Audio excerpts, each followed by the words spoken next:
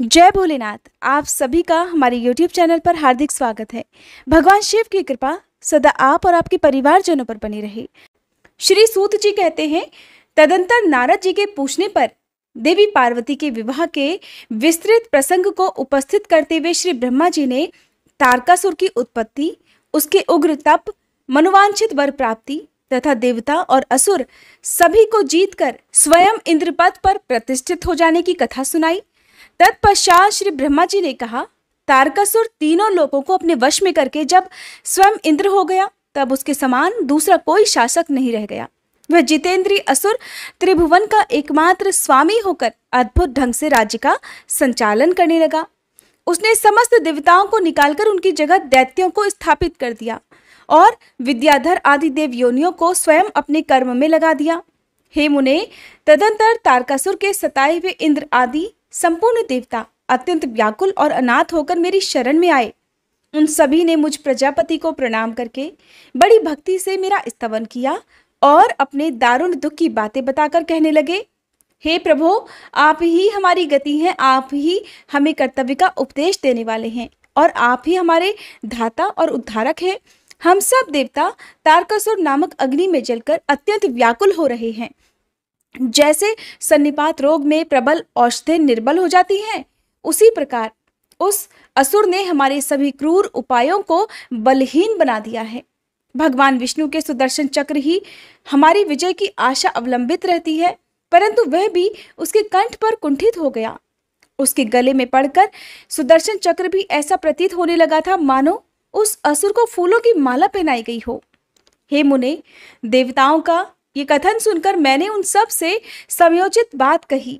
देवताओं, मेरे ही वरदान से दैत्य तारकासुर इतना बढ़ गया है, अतः मेरे ही हाथों उसका वध होना उचित नहीं है। जो जिससे पलकर बढ़ा हो, उसी के द्वारा उसका वध होना योग्य कार्य नहीं कहलाता। विष के वृक्ष को भी यदि स्वयं सींचकर बड़ा किया गया हो, तो भी उसे स्वयं काटना अनुचित माना गया है। तुम लोगों का सारा कार्य करने के योग्य केवल भगवान शंकर हैं, किंतु वे तुम्हारे कहने पर भी स्वयं उस असुर का सामना नहीं कर सकते। तारक दैत्य स्वयं अपने पाप से नष्ट हो सकता है। इसलिए हे देवतागणों, मैं जैसा उपदेश करता हूं तुम वैसा कार्य करो। मेरे वर के प्रभाव से न मैं तारकासुर का वध कर सकता हूं, न भगवान विष्णु कर सकते हैं और न ही भगवान शंकर उसका वध कर सकते हैं। दूसरा कोई वीर पुरुष अथवा सारे देवता मिलकर भी उसे नहीं मार सकते। ये मैं बिल्कुल सत्य कह रहा हूं। देवताओं, यदि शिव जी के वीर से कोई पुत्र उत्पन्न हो तो वही तारक दैत्य का वध कर सकता है, दूसरा कोई नहीं। हे सुरश्रेष्ठ गण, इसके लिए जो उपाय मैं बतलाता हूं उसे करो। महादेव जी की कृपा से वह उपाय अवश्य ही सिद्ध होगा। पूर्व काल में जिस दक्ष कन्या सती ने दक्ष के यज्ञ में अपने शरीर को त्याग दिया था, वही इस समय हिमालय पत्नी मेनका के गर्भ से उत्पन्न हुई है। ये बात तुम्हें भी विदित है। महादेव जी उस कन्या का पाणी ग्रहण अवश्य करेंगे। फिर भी देवताओं, तुम स्वयं भी इसके लिए प्रयास करो। तुम अपने प्रयासों से ऐसा उद्योग करो जिससे भगवान शिव और मेनका कुमारी का संयोग हो सके। गिरिराज की पुत्री वे पार्वती इस समय युवावस्था में प्रवेश कर चुकी हैं और हिमालय पर तपस्या में लगे हुए महादेव जी की प्रतिदिन सेवा करती हैं। अपने पिता हिमवान के कहने से काली शिवा अपनी दो सखियों के साथ ध्यान परायण परमेश्वर शिव की सग्रह सेवा कर रही हैं। तीनों लोकों में सबसे अधिक सुंदरी देवी पार्वती शिव जी के सामने रहकर प्रतिदिन उनकी पूजा करती है। फिर भी वे ध्यान मग्न महेश्वर मन से भी ध्यानहीन स्थिति में नहीं आते, अर्थात ध्यान भंग करके पार्वती जी की ओर देखने का विचार तक मन में नहीं लाते। देवताओं, चंद्रशेखर शिव जिस प्रकार काली को अपनी भार्या बनाने की इच्छा करे, वैसा ही प्रयास तुम लोग शीघ्र ही प्रयत्न पूर्वक करो। मैं उस दैत्य के स्थान पर जाकर तारकासुर को बुरे हट से हटाने की चेष्टा करूंगा। अतः अब तुम लोग अपने अपने स्थानों को जाओ। हे नारद, देवताओं से ऐसा कहकर मैं शीघ्र ही तारकासुर से मिला और बड़े प्रेम से बुलाकर मैंने उससे इस प्रकार कहा, हे तारक, ये स्वर्ग हमारे तेज का सार तत्व है, परंतु तुम यहाँ के राज्य का पालन कर रहे हो, जिसके लिए तुमने उत्तम तपस्या की थी, उससे अधिक चाहने लगे हो। मैंने तुम्हें इससे छोटा ही वर दिया था। स्वर्ग का राज्य तो मैंने कदापि तुम्हें नहीं दिया था, इसलिए तुम स्वर्ग को छोड़कर पृथ्वी लोक पर राज्य करो। हे असुर श्रेष्ठ, देवताओं के योग्य जितने भी कार्य हैं वे सब तुम्हें वहीं सुलभ होंगे, इसमें अन्यथा विचार करने की कोई आवश्यकता नहीं है। ऐसा कहकर उस असुर को समझाने के बाद मैं शिवा और शिव का स्मरण करके वहां से अंतर्ध्यान हो गया।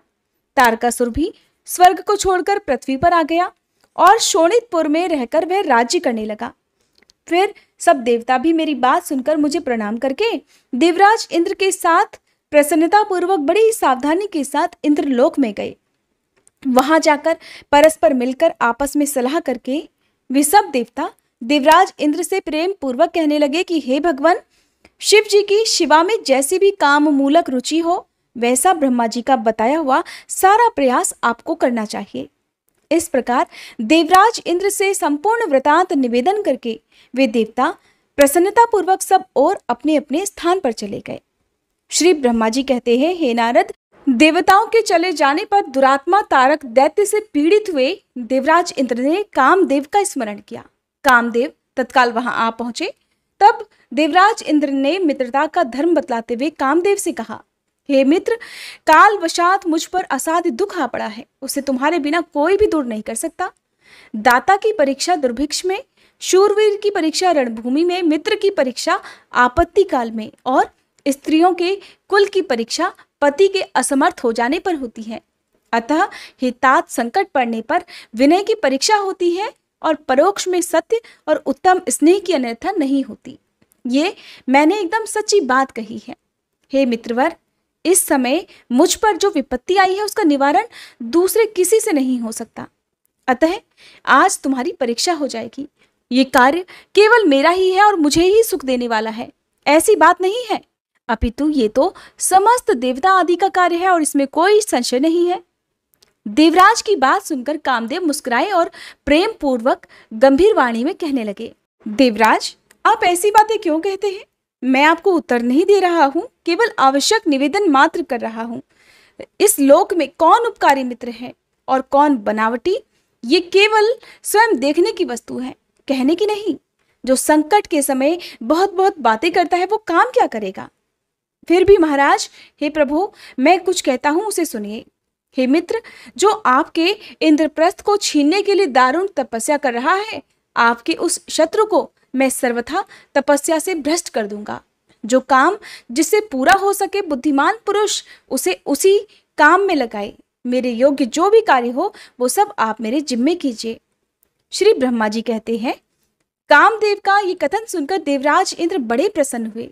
वे कामिनियों को सुख देने वाले काम को प्रणाम करके उससे इस प्रकार कहने लगे कि हे तात, हे मनोभव, मैंने अपने मन में जिस कार्य को पूर्ण करने का उद्देश्य रखा है उसे सिद्ध करने में केवल तुम ही समर्थ हो। दूसरे किसी से उस कार्य का होना संभव ही नहीं है। हे मित्रवर, हे मनोभव काम, जिसके लिए आज तुम्हारे सहयोग की अपेक्षा हुई है, अब उसे ठीक ठाक बता रहा हूं, सुनो। तारक नाम से प्रसिद्ध जो महान दैत्य है वह ब्रह्मा जी का अद्भुत वरदान पाकर अजेय हो गया है और सभी को दुख दे रहा है। वह सारे संसार को पीड़ा दे रहा है। उसके द्वारा बारंबार धर्म का नाश हुआ है। उससे समस्त देवता और समस्त ऋषिगण बड़े दुखी हैं। संपूर्ण देवताओं ने पहले उसके साथ अपनी पूरी शक्ति लगाकर युद्ध किया था, फिर उसके ऊपर सबके अस्त्र शस्त्र निष्फल हो गए। जल के स्वामी वरुण का पाश टूट गया। श्री हरि का सुदर्शन चक्र भी वहां सफल नहीं हो पाया। श्री विष्णु ने उसके कंठ पर चक्र चलाया किंतु वह वहां कुंठित हो गया। ब्रह्मा जी ने महायोगीश्वर भगवान शंभु के वीर्य से उत्पन्न हुए बालक के हाथों इस दुरात्मा दैत्य की मृत्यु बताई है और ये कार्य तुम्हें अच्छी तरह और प्रयत्न पूर्वक करना है। हे मित्रवर, उसके हो जाने से हम देवताओं को बड़ा सुख मिलेगा। भगवान शंभु गिरिराज हिमालय पर उत्तम तपस्या में लीन हैं। वे हमारे भी प्रभु हैं, कामना के वश में नहीं हैं, स्वतंत्र परमेश्वर हैं। मैंने सुना है कि गिरिराज नंदनी पार्वती पिता की आज्ञा पाकर अपनी 2 सखियों के साथ उनके समीप रहकर उनकी सेवा में रहती हैं। उनका ये प्रयत्न महादेव जी को पति रूप में प्राप्त करने के लिए ही है, परंतु भगवान शिव अपने मन को संयम नियम से वश में रखते हैं। अतः हे कामदेव, जिस तरह भी उनकी पार्वती जी में अत्यंत रुचि हो जाए तुम्हें वैसा ही प्रयास करना है। ये कार्य करके तुम कृतार्थ हो जाओगे और हमारा भी सारा दुख नष्ट हो जाएगा। इतना ही नहीं, हे कामदेव, समस्त लोकों में तुम्हारा स्थायी प्रताप फैल जाएगा। श्री ब्रह्मा जी कहते हैं, नारद, इंद्र के ऐसा कहने पर कामदेव का मुखारविंद प्रसन्नता से खिल उठा। उसने देवराज से प्रेम पूर्वक कहा, मैं इस कार्य को करूंगा, इसमें कोई संशय नहीं। ऐसा कहकर शिव जी की माया से मोहित हुए काम ने उस कार्य के लिए स्वीकृति दे दी और शीघ्र ही उसका भार भी ले लिया। तब वह अपनी पत्नी रति और वसंत को साथ लेकर बड़ी प्रसन्नता के साथ उस स्थान पर गए जहां साक्षात योगीश्वर भगवान शिव उत्तम तपस्या कर रहे थे। श्री ब्रह्मा जी कहते हैं, हे मुने, काम अपने साथी वसंत आदि को लेकर वहां पहुंचा। उसने भगवान शिव पर फिर वहां अपने बाण चलाने प्रारंभ किए। तब शंकर जी के मन में पार्वती जी के प्रति आकर्षण होने लगा और उनका धैर्य छूटने लगा। अपने धैर्य का ह्रास होता देखकर महायोगी महेश्वर अत्यंत विस्मित होकर मन ही मन ये चिंतन करने लगे कि किस कुकर्मी ने यहाँ मेरे चित्त में विकार पैदा कर दिया। इस तरह विचार करके सत्पुरुषों के आश्रयदाता महायोगी परमेश्वर शिव शंकायुक्त होकर संपूर्ण दिशाओं की ओर देखने लगे। उसी समय वाम भाग में बाण खींचे खड़े हुए कामदेव पर उनकी दृष्टि पड़ी। वह मूर्छित मदन अपनी शक्ति के घमंड में भगवान शिव पर अपने काम बाण चलाना चाहता था। उस पर दृष्टि पड़ते ही परमात्मा गिरीश को तत्काल रोष चढ़ाया। मुने, उधर आकाश में बाण सहित धनुष लिए खड़े हुए कामदेव ने भगवान शंकर पर अपना अमोघ अस्त्र छोड़ दिया, जिसका निवारण करना बहुत ही कठिन था। परंतु परमात्मा शिव पर वह अमोघ अस्त्र भी मोघ हो गया, अर्थात व्यर्थ हो गया। क्रोधित हुए परमेश्वर के पास जाते ही वह शांत हो गया। भगवान शिव पर अपने अस्त्र के व्यर्थ हो जाने पर कामदेव को बड़ा भय हुआ। भगवान मृत्युंजय को सामने देखकर वह कांप उठा और इंद्र आदि सभी देवताओं का स्मरण करने लगा। हे मुनिश्रेष्ठ, अपना प्रयास निष्फल हो जाने पर कामदेव भय से व्याकुल हो उठा था। मुनीश्वर, कामदेव के स्मरण करने पर वे इंद्र आदि सभी देवता वहां पहुंचे और शंभु को प्रणाम करके उनकी स्तुति करने लगे। देवता स्तुति कर ही रहे थे कि कुपित हुए भगवान हर के ललाट के मध्य भाग में स्थित तृतीय नेत्र से बड़ी भारी आग तत्काल प्रकट होकर निकली। उसकी ज्वालाएं ऊपर की ओर उठ रही थी। वह आग धू धू करके जलने लगी। उसकी प्रभा प्रलयाग्नि के समान जान पड़ती थी। वह आग तुरंत ही आकाश में उछली और पृथ्वी पर गिर पड़ी, फिर अपने चारों ओर चक्कर काटती हुई धराशायिनी हो गई। साधो भगवान, क्षमा कीजिए, क्षमा कीजिए। ये बात जब तक देवताओं के मुख से निकले तब तक ही उस आग ने कामदेव को जलाकर भस्म कर दिया। उस वीर कामदेव के मारे जाने पर देवताओं को बड़ा दुख हुआ। वे सभी व्याकुल होकर, हाय, ये क्या हुआ, ऐसा कहकर जोर जोर से चित्कार करते हुए रोने बिलखने लगे।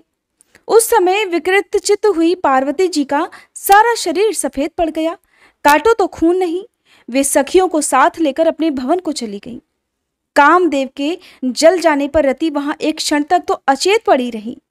पति की मृत्यु के दुख से वह उस तरह पड़ गई थी मानो मर ही गई हो। थोड़ी देर में जब उसे होश आया तब अत्यंत व्याकुल होकर रति उस समय तरह तरह की बातें कहकर विलाप करने लगी। रति बोली, हाय, मैं क्या करूं, कहाँ जाऊं? देवताओं ने ये क्या कर दिया? मेरे उद्दंड स्वामी को बुलाकर नष्ट करा दिया। हाय हाय, हा नाथ, स्मर स्वामिन, हे प्राण प्रिय, हा मुझे सुख देने वाले प्रियतम, हा प्राणनाथ, ये क्या हो गया? श्री ब्रह्मा जी कहते हैं, हे नारद, इस प्रकार रोती बिलखती और अनेक प्रकार की बातें कहती हुई रति हाथ पैर पटकने और अपने सिर के बालों को नोचने लगी। उस समय उसका विलाप सुनकर वहां रहने वाले समस्त वनवासी जीव तथा वृक्ष आदि स्थावर प्राणी भी अत्यंत दुखी हो गए। इसी बीच में इंद्र आदि संपूर्ण देवता महादेव जी का स्मरण करते हुए रति को आश्वासन देकर इस प्रकार बोले, तुम काम के शरीर का थोड़ा सा भस्म लेकर उसे यत्नपूर्वक रखो और भय छोड़ दो। हम सब के स्वामी महादेव जी कामदेव को पुनः जीवित कर देंगे और तुम फिर से अपनी प्रियतम को प्राप्त कर लोगी। कोई किसी को न तो सुख देने वाला है और न ही कोई दुख देने वाला है। सब लोग अपनी अपनी करनी का फल भोगते हैं। तुम देवताओं को दोष देकर व्यर्थ शोक करती हो। इस प्रकार रति को आश्वासन देकर सभी देवतागण भगवान शिव के पास आए और उन्हें भक्ति भाव से प्रसन्न करके इस प्रकार कहने लगे, हे भगवान शरणागत वत्सल महेश्वर, आप कृपा करके हमारे इस शुभ वचन को सुनिए। हे शिव शंकर, आप कामदेव की करतूत पर भली भांति प्रसन्नता पूर्वक विचार तो कीजिए। हे महेश्वर, काम ने जो यह कार्य किया है इसमें इसका कोई स्वार्थ नहीं था। दुष्ट तारकासुर से पीड़ित हुए हम सब देवताओं ने मिलकर ही उससे ये काम कराया है। हे नाथ, हे शिव शंकर, इसे आप अन्यथा मत समझिए। सब कुछ देने वाले हे देव, हे गिरीश, सती साध्वी रति अब अकेली अति दुखी होकर विलाप कर रही है। आप उसे सांत्वना प्रदान कीजिए शिव शंकर। यदि इस क्रोध के द्वारा आपने कामदेव को मार डाला तो हम यही समझेंगे कि आप देवताओं सहित समस्त प्राणियों का अभी संहार कर डालना चाहते हैं। रति का दुख देखकर देवतागण नष्ट प्राय हो रहे हैं, इसलिए हे भोलेनाथ, आपको रति का शोक दूर कर देना चाहिए। श्री ब्रह्मा जी कहते हैं, नारद, संपूर्ण देवताओं का ये वचन सुनकर भगवान शिव प्रसन्न होकर उनसे इस प्रकार कहने लगे, हे देवताओं और ऋषियों, तुम सब आदर पूर्वक मेरी बात सुनो। मेरे क्रोध से जो कुछ हो गया है वो तो अन्यथा नहीं हो सकता। फिर भी रति का शक्तिशाली पति कामदेव तभी तक शरीर रहित रहेगा जब तक कि रुक्मणी पति श्री कृष्ण का धरती पर अवतार नहीं हो जाता। जब श्री कृष्ण द्वारका में रहकर पुत्रों को उत्पन्न करेंगे तब वे रुक्मणी के गर्भ से काम को भी जन्म देंगे। उस काम का ही नाम उस समय प्रद्युम्न होगा, इसमें कोई संशय नहीं है। उस पुत्र के जन्म लेते ही शंबरासुर उसे हर लेगा। हरण के बाद दानव शिरोमणि शंबर उस शिशु को समुद्र में डाल देगा। फिर वह मूढ़ उसे मरा हुआ समझकर अपने नगर को वापस लौट जाएगा। हे रते, उस समय तक तुम्हें शंबरासुर के नगर में सुखपूर्वक निवास करना चाहिए। वहीं तुम्हें अपने पति प्रद्युम्न की प्राप्ति हो सकेगी। वहां तुमसे मिलकर काम युद्ध में शंबरासुर का वध करेगा और सुखी हो जाएगा। हे देवतागणों, प्रद्युम्न नामधारी काम अपनी कामिनी रति को तथा शंबरासुर के धन को लेकर उसके साथ पुनः नगर में जाएगा और मेरा ये कथन सर्वथा सत्य होगा। श्री ब्रह्मा जी कहते हैं, नारद, भगवान शिव की ये बात सुनकर देवताओं के चित्त में कुछ उल्लास हुआ और वे उन्हें प्रणाम करके दोनों हाथ जोड़कर विनीत भाव से इस प्रकार बोले, हे देवाधिदेव महादेव, हे करुणा सागर, हे प्रभु, आप कामदेव को शीघ्र जीवन दान दीजिए तथा रति के प्राणों की भी रक्षा कीजिए। देवताओं की यह बात सुनकर सबके स्वामी करुणा सागर परमेश्वर शिव पुनः प्रसन्न होकर बोले, हे देवताओं, मैं बहुत प्रसन्न हूँ। मैं काम को सबके हृदय में जीवित कर दूंगा। वह सदा मेरा गण होकर विहार करेगा। अब आप सभी अपने अपने स्थान को जाओ। मैं तुम्हारे दुख का सर्वथा नाश करूंगा। ऐसा कहकर रुद्रदेव उस समय स्तुति करने वाले देवताओं के देखते ही देखते अंतर ध्यान हो गए। देवताओं का विस्मय और दुख दूर हो गया और वे सब के सब प्रसन्न हो गए। हे मुने, तदंतर रुद्र की बात पर विश्वास करके स्थिर रहने वाले देवता रति को उनका कथन सुनाकर आश्वासन देकर अपने अपने स्थानों को चले गए। हे मुनीश्वर, काम पत्नी रति शिव के बताए हुए शंबर नगर को चली गई तथा रुद्रदेव ने जो समय बताया था उसकी प्रतीक्षा करने लगी। श्री ब्रह्मा जी कहते हैं, हे नारद, जब भगवान रुद्र के तीसरे नेत्र से प्रकट हुई अग्नि ने कामदेव को शीघ्र जलाकर भस्म कर दिया, तब वह बिना किसी प्रयोजन के ही प्रज्वलित होकर सब ओर फैलने लगी। इससे चराचर प्राणियों सहित तीनों लोकों में महान हाहाकार मच गया। हे तात, संपूर्ण देवता और ऋषि तुरंत मेरी शरण में आए। उन सब ने अत्यंत व्याकुल होकर मस्तक झुकाकर दोनों हाथ जोड़कर मुझे प्रणाम किया और मेरी स्तुति करके वह दुख निवेदन किया। वह सुनकर मैं भगवान शिव का स्मरण करके उसके हेतु का भली भांति विचार कर तीनों लोकों की रक्षा करने के लिए विनीत भाव से वहां पहुंच गया। वहां अग्नि ज्वाल मालाओं से अत्यंत उद्दीप्त जगत को जला देने के लिए वह अग्नि तैयार थी, परंतु भगवान शिव की कृपा से प्राप्त हुए उत्तम तेज के द्वारा मैंने उसे तत्काल स्तंभित कर दिया। हे मुने, त्रिलोकी को दग्ध करने की इच्छा रखने वाली उस क्रोधमय अग्नि को मैंने एक ऐसे घोड़े के रूप में परिणत कर दिया जिसके मुख से सौम्य ज्वाला प्रकट हो रही थी। भगवान शिव की इच्छा से उस वाड़व शरीर अर्थात घोड़े वाले शरीर वाली अग्नि को लेकर मैं लोकहित के लिए समुद्र तट पर गया। हे मुने, मुझे आया देखकर समुद्र एक दिव्य पुरुष का रूप धारण करके हाथ जोड़ खड़े हुए मेरे पास आया। मुझ संपूर्ण लोकों के पितामह की भली भांति विधिवत स्तुति वंदना करके सिंधु ने मुझसे प्रसन्नता पूर्वक कहा। सागर कहने लगा, हे सर्वेश्वर ब्राह्मण, आप यहाँ किस लिए पधारे हैं? मुझे अपना सेवक समझकर इस बात को प्रीतिपूर्वक कहिए। सागर की बात सुनकर भगवान शंकर का स्मरण करके और लोकहित का ध्यान रखते हुए मैंने उससे बड़ी प्रसन्नता के साथ कहा, तात समुद्र, तुम बड़े बुद्धिमान और संपूर्ण लोकों के हितकारी हो। मैं शिवजी की इच्छा से प्रेरित होकर हार्दिक प्रीति पूर्वक तुमसे कह रहा हूं, ये भगवान महेश्वर का क्रोध है जो महान शक्तिशाली अश्व के रूप में यहाँ उपस्थित है। ये कामदेव को दग्ध करके तुरंत ही संपूर्ण जगत को भस्म करने के लिए तैयार हो गया था। ये देख पीड़ित हुए देवताओं की प्रार्थना से मैं शंकेश्वर इच्छा वहां गया और इस अग्नि को स्तंभित कर दिया। फिर इसने घोड़े का रूप धारण किया और इसे लेकर मैं यहाँ आ गया हूँ। हे जलाधार, अब मैं इस जगत पर दया करके तुम्हें ये आदेश दे रहा हूं कि इस महेश्वर के क्रोध को, जो वाड़व अर्थात घोड़े का रूप धारण करके मुख से ज्वाला प्रकट करता हुआ खड़ा है, तुम प्रलय काल पर्यंत धारण किए रहो। हे सरितपते, जब मैं यहाँ आकर वास करूंगा तब तुम भगवान शंकर के इस अद्भुत क्रोध को छोड़ देना। तुम्हारा जल प्रतिदिन इसका भोजन रहेगा। तुम यत्न पूर्वक इसे ऊपर ही धारण किए रहना, जिससे ये तुम्हारी अनंत जलराशि के अंदर न चला जाए।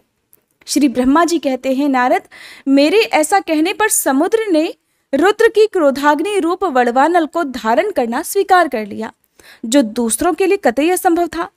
फिर वह वड़वाग्नि समुद्र में प्रविष्ट हुई और ज्वालामालाओं से प्रदीप्त होकर सागर की जलराशि का दहन करने लगी। हे मुने, इससे संतुष्ट चित्त होकर मैं अपने लोक को चला आया और वह दिव्य रूपधारी समुद्र मुझे प्रणाम करके अदृश्य हो गया। हे महामुने, रुद्र की उस क्रोधाग्नि के भय से छूटकर संपूर्ण जगत स्वस्थता का अनुभव करने लगा और फिर सभी देवतागण तथा मुनि भी सुखी हो गए। नारद जी कहने लगे, हे दयानिधे, मदन दहन अर्थात समुद्र दहन के पश्चात गिरिराज नंदिनी पार्वती देवी ने क्या किया?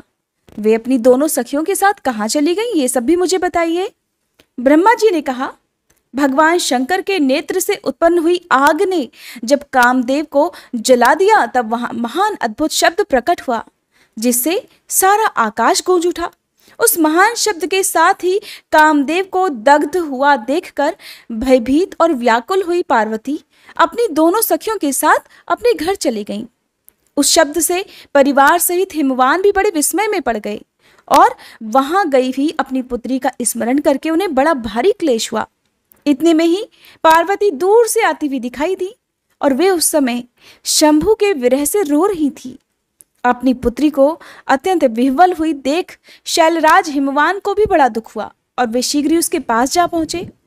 फिर वे हाथ से उसकी दोनों आंखें पोंछकर कहने लगे, शिवे, डरो मत, रो मत। ऐसा कहकर अचलेश्वर हिमवान ने अत्यंत विह्वल हुई पार्वती को शीघ्र ही गोद में उठा लिया और उसे सांत्वना देते हुए अपने घर में ले आए। कामदेव का दाह करके महादेव जी अदृश्य हो गए थे, अतः उनके विरह से पार्वती जी अत्यंत व्याकुल हो उठी। उन्हें कहीं भी सुख या शांति नहीं मिलती थी। पिता के घर में जाकर जब वे अपनी माता से मिली तो उस समय पार्वती शिवा ने अपना नया जन्म हुआ माना। वे अपने उस रूप की निंदा करने लगी और बोली, हाय, मैं मारी गई। सखियों के समझाने पर भी वे गिरिराज कुमारी कुछ भी नहीं समझ पाती थी। वे सोते जागते, खाते पीते, नहाते धोते, चलते फिरते और यहाँ तक कि सखियों के बीच में खड़े होकर भी कभी भी किंचित मात्र सुख का अनुभव नहीं कर पाती थी। मेरे स्वरूप को तथा जन्म को कर्म को धिक्कार है, ऐसा कहती हुई वे सदा महादेव जी की प्रत्येक चेष्टा का चिंतन किया करती। इस प्रकार पार्वती जी भगवान शिव के विरह से मन ही मन अत्यंत क्लेश का अनुभव करती रही और फिर किंचित मात्र भी कहीं भी सुख नहीं पा रही थी। वे सदा शिव शिव का जाप किया करती थी। शरीर से तो पिता के घर में रहकर भी वे मन से पिनाक पाणी भगवान शंकर के पास पहुंची रहती थी। हे तात, शिवा शोक मग्न होकर बारंबार मूर्छित हो जाया करती थी। शैलराज हिमवान, उनकी पत्नी मेनका तथा उनके मेनाक आदि सभी पुत्र जो बड़े उदार चेता थे, उन्हें सदा सांत्वना देते रहते थे। फिर भी वे भगवान शंकर को भूल नहीं सकी। हे बुद्धिमान देवर्षे, फिर एक दिन देवराज इंद्र की प्रेरणा से इच्छानुसार घूमते हुए तुम हिमालय पर्वत पर आए। उस समय महात्मा हिमवान ने तुम्हारा स्वागत सत्कार किया और कुशल मंगल पूछा। फिर तुम उनके दिए हुए उत्तम आसन पर बैठे। तदंतर शैलराज ने अपनी कन्या के चरित्र का आरंभ से ही वर्णन किया। किस तरह उसने महादेव जी की सेवा आरंभ की थी और किस तरह उनके द्वारा कामदेव का दहन हुआ, ये सब कुछ तुम्हें बताया। मुने, ये सब सुनकर तुमने गिरिराज से कहा, हे शैलेश्वर, भगवान शिव का भजन करो। फिर उनसे विदा लेकर तुम वहां से उठे और मन ही मन शिव जी का स्मरण करके शैलराज को छोड़कर शीघ्र ही एकांत में काली के पास आ गए। हे मुने, तुम लोकोपकारी, ज्ञानी तथा शिव जी के प्रिय भक्त हो, समस्त ज्ञानवानों के शिरोमणि हो। अतः काली के पास आकर उसे संबोधित करके उसी के हित में स्थित होकर उससे सादर ये सत्य वचन में कहने लगे। नारद जी ने कहा, यानी कि तुमने कहा, हे कालिके, मेरी बात सुनो, मैं दयावश सच्ची बात कह रहा हूं। मेरा वचन तुम्हारे लिए सर्वथा हितकर, निर्दोष तथा उत्तम काम्य वस्तुओं को देने वाला होगा। तुमने यह महादेव जी की सेवा अवश्य की थी, परंतु वह बिना तपस्या के गर्वयुक्त होकर की थी। दीनों पर अनुग्रह करने वाले शिव ने तुम्हारे उसी गर्व को नष्ट किया है। हे देवी, तुम्हारे स्वामी महेश्वर विरक्त और महायोगी हैं। उन्होंने केवल कामदेव को जलाकर जो तुम्हें सकुशल छोड़ दिया है, उसमें यही कारण है कि वे भगवान भक्त वत्सल हैं। अतः तुम उत्तम तपस्या में लीन होकर चिरकाल तक महेश्वर की आराधना करो। तपस्या से तुम्हारा संस्कार हो जाने पर रुद्रदेव तुम्हें अपनी सहधर्मिणी बनाएंगे और तुम भी कभी उन कल्याणकारी शंभु का परित्याग नहीं करोगी। देवी, तुम हठ पूर्वक शिव जी को अपनाने का प्रयास करो। शिव जी के सिवा दूसरे किसी को अपना पति कभी स्वीकार मत करना। श्री ब्रह्मा जी कहते हैं, हे मुने, तुम्हारी ये बात सुनकर गिरिराज कुमारी काली कुछ उल्लसित होकर तुमसे हाथ जोड़कर प्रसन्नता पूर्वक बोली। शिवा ने कहा, हे प्रभु, आप सर्वज्ञ तथा जगत का उपकार करने वाले हैं। हे मुने, मुझे रुद्रदेव की आराधना के लिए कोई मंत्र दीजिए। श्री ब्रह्मा जी कहते हैं, हे नारद, पार्वती का ये वचन सुनकर तुमने पंचाक्षर शिव मंत्र अर्थात नमः शिवाय, इस मंत्र का उन्हें विधि पूर्वक उपदेश किया। साथ ही उस मंत्र राज में श्रद्धा उत्पन्न करने के लिए तुमने उसका सबसे अधिक प्रभाव भी बताया। तब तुम कहने लगे कि देवी, इस मंत्र का परम अद्भुत प्रभाव सुनो। इसके श्रवण मात्र से भगवान शंकर प्रसन्न हो जाते हैं। ये मंत्र सभी मंत्रों का राजा और मनोवांछित फलों को देने वाला है। भगवान शंकर को अत्यंत प्रिय है तथा साधक को भोग और मोक्ष देने में भी समर्थ है। हे सौभाग्यशालिनी, इस मंत्र का विधि पूर्वक जप करने से तुम्हारे द्वारा पूजित हुए भगवान शिव अवश्य ही शीघ्र तुम्हारी आंखों के सामने प्रकट हो जाएंगे। हे शिवे, शौच संतोषादि नियमों में तत्पर रहकर भगवान शिव के स्वरूप का चिंतन करती हुई तुम पंचाक्षर मंत्र का जप करो। इससे आराध्य देव शिव शीघ्र ही संतुष्ट होंगे। हे साध्वी, इस तरह तपस्या करो। तपस्या से महेश्वर वश में हो सकते हैं। तपस्या से ही सभी को मनोवांछित फल की प्राप्ति होती है, अन्यथा नहीं हो सकती। श्री ब्रह्मा जी कहते हैं, नारद, तुम भगवान शिव के प्रिय भक्त और इच्छानुसार विचरण करने वाले हो। तुमने काली से उपर्युक्त बात कहकर देवताओं के हित में तत्पर होकर स्वर्गलोक को फिर प्रस्थान किया। तुम्हारी बात सुनकर उस समय पार्वती जी बड़ी प्रसन्न हुई, अर्थात काली बड़ी प्रसन्न हुई और उन्हें परम उत्तम पंचाक्षर मंत्र भी प्राप्त हो गया था।